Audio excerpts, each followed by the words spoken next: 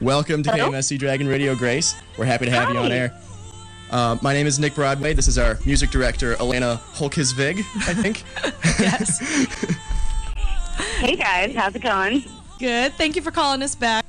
We were just playing a couple songs to let our listeners know how wonderful you sound. Oh, thanks. You're so awesome. All right. So we have a couple questions for you, but first, we were just talking on the air. Are you originally from Brooklyn? I'm originally from Milwaukee, Wisconsin, so I'm a Midwesterner. Yes. Wow. Oh my gosh. That is Okay, lovely. cool. Awesome. So kind of by our part. So Awesome. perfect. All right. Well, now that is out of the way. That was one of our big We've questions. answered that question. We had to let our listeners know. But anyways, let's see. Okay, so when did you start performing? I started performing in front of audiences probably when I was around 8 years old. I sang at the talent show, actually, at my grade school. And that was sort of the first time that I really realized, gosh, I love singing. I love singing for people. And from then on, I did a lot of national anthems growing up. I was in a lot of choirs, and I joined an inner city youth gospel choir in middle school, and that sort of solidified, everything that I loved about singing and soul music, and sort of, really grounded me in that type of sound, in the gospel roots soul sound. And that's sort of where I started singing when I was little. That was how I grew up. Did you ever have issues with being on stage and being nervous or anything? Or yeah, I used to get really nervous. I still get nervous, but I think when I remember one of the first times I sang the national anthem, actually at a really big soccer game in Milwaukee, and I was really nervous, and I was standing with my mom, and I was like, oh my gosh, I'm so nervous. And she said, okay, just pretend that, all the people and the lights aren't there. Just pretend like it's just you in the bathroom or something. And I turned to her and I said, Mom, I love the people in the lights. That's why, I want to do this. And so it's always been sort of that feeling like, as nervous as I get, the moment that I step on stage, it's always so much fun just to play music and to be doing what I'm doing. So the nerves usually go away right when I get on stage, and they help focus me sometimes too. Being nervous kind of makes me really focused and concentrated on what I'm going to do. Yeah, so, that makes sense. Yeah. I think you need to be nervous to be able to do something great. Oh yeah. And if you're not nervous, there's something wrong. You're a little too confident, and I don't know. I guess I get what you're saying, though. Yeah. Totally keeps you humble, maybe. Yeah, it keeps you on your toes too. So it's always something new. Yeah. Do you do anything to calm down the nerves? I know some singers they do a chant, or they run around, or do something.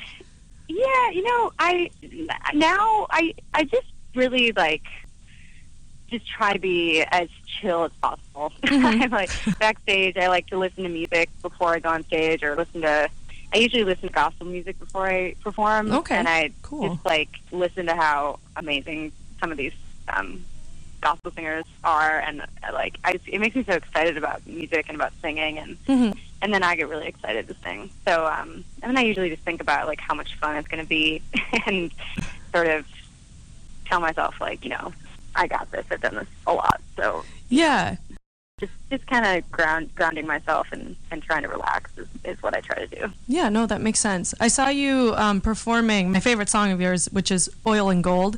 I saw you performing that live on YouTube, and I could see just you kept on doing arm motions, and you're just so into it. She watched it over and over and over again. Oh my goodness, she fell right in love with you. I did actually. It's I did too. I love it. Oh no, I just have huge respect for female vocalists who just sound so powerful like that, and just who I don't know. I grew up with country music, so I'm just now kind of getting into the bluesy, like I said, the ZZ Ward. I'm a huge fan of hers, and kind of Serena Ryder and Grace Potter, that type of, the rock with the blues and everything. So totally. You were right up my alley. So when James was listen to this, I was Oh, yes. Thank you for telling me to listen to this, because it's great. So, thank you. Yeah, no, but you just have like a very strong presence, and you seem to know what you're doing. Like, well, obviously, I would hope you know what you're doing. Oh, you know, of course she but knows like, what she's doing. This is Grace Weber we're talking to. Exactly. No, but you just seem very confident when you're. Well, at least during this performance I saw, you seem very, very confident up there. So, Thanks. But I was just wondering, when you were saying you were listening to gospel music beforehand, one of my questions was, who are some of your influences? Yeah, well, I have a lot of different influences. I think when I was younger, you know, and today still, it's, you know, like you said, big, powerful female vocalists have always inspired me. I was a big Eva Cassidy fan growing up. I love, you know, the Etta James, Billie Holiday, all those women. And then, you know, people like Grace Potter, and, you know, just like women who aren't afraid to just, like, let it all. You know, Janis Joplin, people like that. Oh, yeah. Yep, I could definitely hear that in your voice. And then from a songwriting standpoint, I think, you know, I've always been really inspired by Joni Mitchell. Bon Iver, Justin Vernon, is someone that I just really admire his poetry in his songs, and he kind of not that I sound like him at all, or my lyrics are anything close to anything that he does, but he just inspires me to try to be a better songwriter. Like, every time I listen to his words, I'm like, oh man, I gotta, you know, I want to find deeper poetry in my own music. Yeah.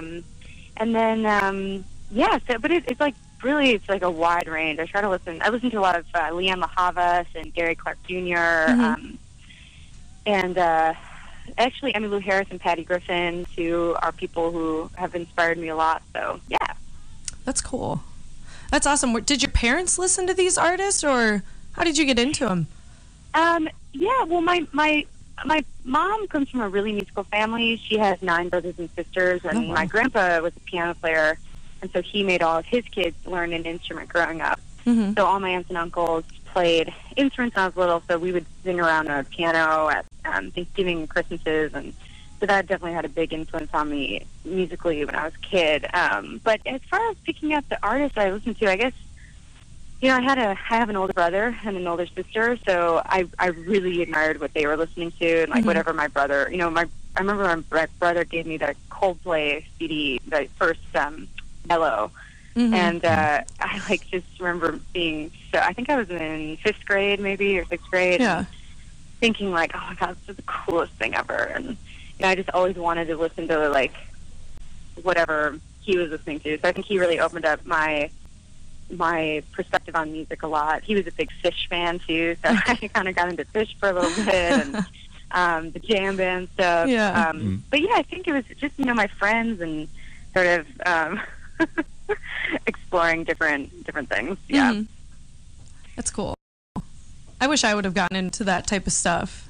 Like, I don't know. Did you grow up, like, Nick, did you grow up to any, like, what did you grow up to? I also grew up with, you know, Fish and Coldplay here and there. My parents listened to a lot of that. I mostly grew up with, like, classic rock and stuff like that. See, like, I didn't grow up with any of that. Jimi Hendrix. Really? No, I grew up with country. Oh, God. I'm so sorry for you. My life.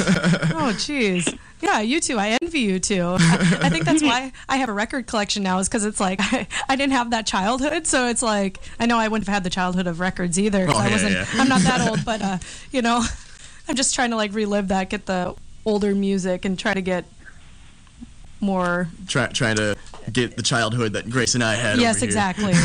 So jealous. But anyways, since we're talking about your influences, who would you like to collaborate with in the future? Is there anybody? Yeah, I would love to collaborate with Alan Stone. He's someone that I'm like really trying to figure out, how can I be friends with Alan Stone? Or how can I think like we would do a cool duet together. Yeah. Yeah, I'm trying to think if there's anyone else. Sam Smith would be amazing. He's wonderful. Yeah, I mean, Grace Potter. I would love to do something with Grace Potter. Oh, yeah. That would be and cool. we find another Grace, and then we could be like 3 Graces or whatever. Oh, yeah. That'd be cool. Yeah, just, I don't know, one of those people would be, or I've always wanted to write a song or sing with India Arie, too. Oh, she was like a huge influence on me growing up. and I always tweet at India. It's like my random people who know me are like, wait, this is so random. You're like trying to like reach India Ari through Twitter. I don't contact any other celebrities, or for some reason I tweet at India Ari like, hey, I did a cover of your song. Because I had no other way to like connect. I keep thinking that someday she's gonna find me and we'll be friends. Well, if we ever get any connections, we'll give you a call. Yeah. We'll hook you up. Yeah, if you're listening, I love you. Oh gosh, that's cool. So since we are at college, I just decided to throw out this question. I didn't know, did you attend college at all? Yeah, I went to NYU. Nice. Okay. Excellent. Yeah. What did you major in? I majored in music performance, music business, and I got a minor in studio art. Yikes! How long were you in college for? 4 years. I went to school and took all my liberal arts classes, and I loved college. And I graduated in 2010. Okay. Nice. Yeah, I think that was one of the big things for my dad. He was like, I want you to pursue music, but I really want you to go to college. And so, I did, obviously, and I really wanted to go to college too. And I'm really glad it definitely helped me, figure out who I am. Really, was going through college was really important for me. Mm-hmm. No, I totally agree with that. So were you, if you weren't performing right now, would you be trying to pursue something in the music business? Probably. Yeah, I don't know. I've thought about stuff like that. I sometimes I think it'd be fun to be a manager of an artist because, I've gone through a lot of stuff as an artist, so I know. You understand. Yeah, I can understand what an artist would want, from a manager, and I feel like I could fill that role. It'd be kind of fun to try to do that, or sometimes I want to be a morning news anchor. That's the other thing that would be fun. I want to be a morning news anchor in Wisconsin. Yeah. And I want things where I go to a bakery and I interview the woman who makes the best cakes in Wisconsin. And then you get the cupcakes for free. I was gonna say. Yeah. And then I'm back to you, Jan. And the day is fun, and I'm really happy. So that's the other thing. I think I'm going to do that no matter what. That's definitely on my 10-year plan. On the to-do list. Nice. Even if if this all really works out, I'm still gonna go ahead and do that. No, I'll be doing local news when I get out of college, so I totally understand where you're coming from. And nice. the interviews with the girl at the cupcake store, it's that's where it's at. That's what we want to hear about. It's the proximity. Yeah. It's really the simple things that bring me joy. Really is. Oh. All right. So I'm happy you said that you write your songs, because I know that there are some artists who don't write their songs, and I assumed you did, so happy we clarified that. Singer-songwriter, yes. Grace Weber. So awesome. I love your songs, obviously. So anyways, I was just playing your song Till I Hurt You before you called, so just to kind of, get into it, if you don't want to, but is this about somebody? Well, no, I mean, it's about, yes and no. It's about the feeling of, hurting someone that you love. Mm-hmm. And, kind of, whether it's your significant other or your parents or your brother or sister, it's that feeling when you see in that person's eyes, wow, I just said something I shouldn't have said, or I did something I shouldn't have done, and I hurt this person that I really love. I really don't want to do that again, and now I know what, it's you don't know what hurt feels like until you hurt someone you love. It's kind of what that song is about, and I experienced that feeling with someone that I loved, and I never wanted to feel that again, and I wrote that song, and it sort of just fell out of me, and I think, but it's really it can be about anyone that you love in your life, I think. Yeah, no, I liked how real the lyrics were. That was the one thing. I actually was cleaning up the studio yesterday, and I just put your CD on, and I just put it on the airwaves. Just played the whole thing on there, and I was just like, oh, whatever, I'm taking control of this. So I just played it. That's awesome. And I was listening to it, and it really hit me. I don't know. I agree with you, and you know, you really don't know hurt until you actually hurt somebody, and you can see it in their eyes, and you're just like, I like that. Wow, like I really screwed up here or something, you know. Yeah. So I loved how real the lyrics were on that one. Yeah. Not your typical lovey-dovey song. It's like, it's real, you know. Yeah. It's solid. That's what I like. I like the songs that are just like, they hit your heart and you're just like, ooh, like got me. Like, yeah. And it can be a good ooh and it can be a bad ooh, or you know what I mean? But it's just like, oh gosh. You feel something. You get after the feels. Hearing it. Yeah. You give us the feels, Grace. We like having the feels. Oh, jeez. So are you currently working on writing new songs for a new album already? Yeah, slowly but surely. It's always like the weirdest surreal experience. Like the record came out today, and it's like, oh my god, the record came out. It's just like, whoa. Like I was working on the, you know, like I started recording this a year ago, and like it's just been such a long journey. It's been done really since February, and so like on the one hand, it's like it's finally out for people to hear, and on the other hand, it's like I am starting to write new songs, and like, you know, I've already grown a lot from performing the record so much now, and like we've sort of like one of the songs on the record is actually a duet now with my bass player, and so we're gonna re-record that and like release that as a special exclusive thing, and so yeah, I am starting to work on new stuff, but at the same time, I really love performing this album. Like it's so fun to do this record live. And I think you can see it in the Oil and Gold video. Yeah. The band that I play with, they're so amazing, and so I want to keep touring this record for as long as I can. And I don't know what the next record's going to be like. I'm like, I don't know which direction I'm going to go. I want it to be a little different than this one, but you know, it's still going to have the same soulful vibe, but kind of thinking about pushing it into I don't know, maybe a little different realm, but anyways, I'll let this record circulate for a little bit, and then try to figure it out. Yeah. Do you kind of base your songwriting on your personal life? You know, is it just kind of like what occurs? And I mean, I'm just kind of thinking of you know, like Adele or whatever, her 21 album. I think it was all just about like the same event, kind of like the same guy, and it just like, you know, kept going. And I think Sam Smith's was pretty much the same too. It was just kind of like, he was at a low point and he just like wrote all these songs and like, you know. So do you kind of do that? Just kind of go with your emotion at the moment? And yeah. I mean, I didn't write this record like about one thing. It was sort of like, you know, because it's kind of like some stuff, there was, you know, a group of songs that I wrote, they were all sort of like a very personal, story of, or, you know, very like an internal sort of writing process, like everything that was going on in my internal world or inner world. And then there was some stuff that I wrote as a reaction to like things I was seeing, like Oil and Gold. It was a song I wrote about the oil spill in the Gulf a few years ago. Okay. And when I saw like there was a live feed of like the oil just like surging into the water because it was that deep water horizon.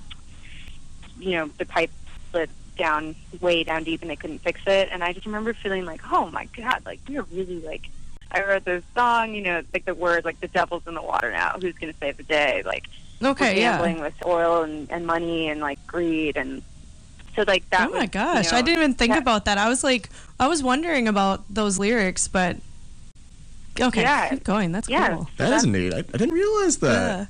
Yeah. So, and you know, 11 people died in that spill. So that's in the second verse, and it says like an old man took his fishing boat. He saw 11 ghosts, and like so it's just kind of that whole story about that. And then "Broken Heart in America" is a song I wrote right after the Sandy Hook shootings happened, and the gun laws didn't pass in Congress, and I really felt just like let down by the government that they couldn't come together and just like do one thing together. You know, it's like I was at this point where like, oh, so tired of Republican, Democrat. Like I just wanted them to come together and like just work on something that could make a little change for like a lot of people. And when they weren't able to make any sort of changes, I sat down piano and wrote "Broken Heart in America." So the record is a mix of personal things and also things I witnessed. But I think the through theme is, it's a little bit. I was exploring sort of like darker themes, and really trying to kind of tap into my shadow side, sort of. Yeah. No, I like it. It's kind of, you're hitting more like political things too, which is nice to see artists doing, because most artists, that especially ones that are on, top 40 or whatever, they're just they don't do that. Yeah, they don't. You touch on your own personal life, and you also like talk about you're so real. I love it. Yeah. Like I'm respecting your record even more, just hearing like why you wrote these songs, like how this all came together. It's just you're giving us the feels. I said it once and I say it again. Grace Weber, you give us the feels, and I love it. Yay! That's awesome. Hopefully everybody else gets the feels too, because we've been pushing you here for sure. We have been. Yes, we have. Oh, you guys are awesome. I love it. When we see talent and we love it, we're just gonna. Well, we take it and run. Yes, pretty much. It's exactly what we do. Thank you, guys. You're very welcome. Thank you. Yeah. Thank you for being so awesome. So. Well, I know you have things to do. Probably have to go and do whatever. But I have one more question. Okay. So. The question is. Yes. Do you have the right answer? I'm just kidding. Anyways. What has been your biggest success in your career so far? Well, I think probably I've done some really big things that I'm really proud of. Like, I sang on Church at the Apollo, which was like a huge milestone for me. Mm-hmm. I performed on Oprah, which was like really terrifying and awesome. I did meet Oprah. She was awesome. It was really awesome. I sang as part of Oprah's karaoke challenge. Oh, that is cool. Did you win? But I think that's probably like the biggest. This is going to sound really cheesy, but like right after I was on Oprah, I kind of went through a period of like putting a ton of pressure on myself and kind of feeling like, oh my God, if I don't, make it as a singer, if I don't like become famous or whatever that means, like I failed and like I have to be perfect now, and like everything has to be like, I can't mess up, and like I just really need to like make this happen, I kind of went through this period of a year of like not having fun playing music because I was thinking too much about reaching this level of like making it that doesn't even exist. It's like just overthinking everything way too much. And so in the past, when I was working on this new record, I really decided like, you know what, I really just want to get to a place where all I'm worried about is having fun singing and making music. And I've been working really hard to be consistent with that sort of like mantra in my life.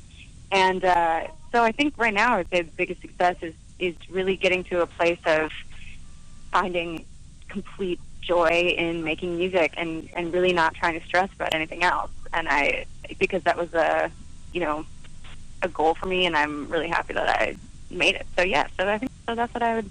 I mean, it's hard. It gets hard sometimes to not like think about, oh my God, do I have enough? I don't know, Facebook likes or stupid stuff. But just trying to like really remember what the point of being a musician is. Yeah. So I'd say that. No, that's awesome. That is awesome. No, you got it. Yeah. No, you are wonderful. We love you here. You guys are wonderful. I love you. Well, next time when we plan our tour, we'll definitely come through Fargo and hopefully play at the school or that would be fantastic. So I'll reach out to you guys and get some opinions on what venues to go to. Yes, Definitely. for sure. And absolutely, what we should probably do is promote you a little bit. So where can people find your album? It is on iTunes, correct? It's on iTunes and Spotify. If you're playing it today or playing this interview today, the record is out right now, and we debuted it at number 15 on the singer-songwriter chart. Nice. So if we can get a little more, some more buys, we might hit the top 10, which would be awesome. So perfect. That would be fantastic. So people buy her album because she's awesome, and we need to get her into the top 10. Give her your money. Oh, jeez. But thank you so much for calling in. And once you do have those tour dates, let us know. So even if it's not here, if it's in Minneapolis, I'd be down to going, and we'd be down to promote and, hopefully get some people from the Fargo area down there just to, start up a little fan club for you. Oh, this is so exciting. I love it. I love it. All right. Well, we're going to play another song by you. We're going to play Oil and Gold. So you can head on out, though. We don't want to keep you around unless you want to listen. You can listen to yourself. If you want to stick around, that's cool with us. Thank you, guys. Well, have a good day. Yeah, thank you. You too. Thank you so much, Grace. Okay. Right, bye. Bye. Oh, so that was Grace Weber, up and coming singer-songwriter, and her latest album, The Refinery, yes, is out.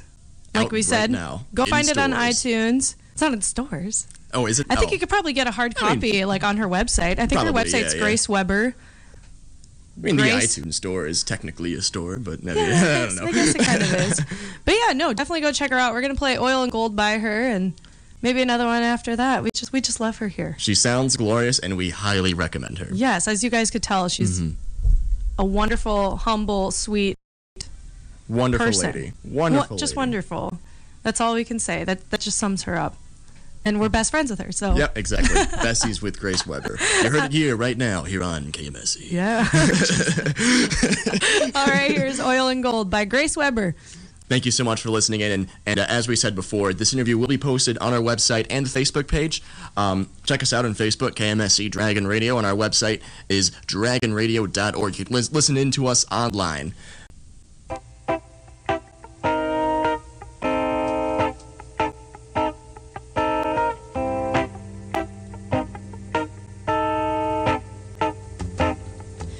The devil's in the water now. Who's gonna save the day?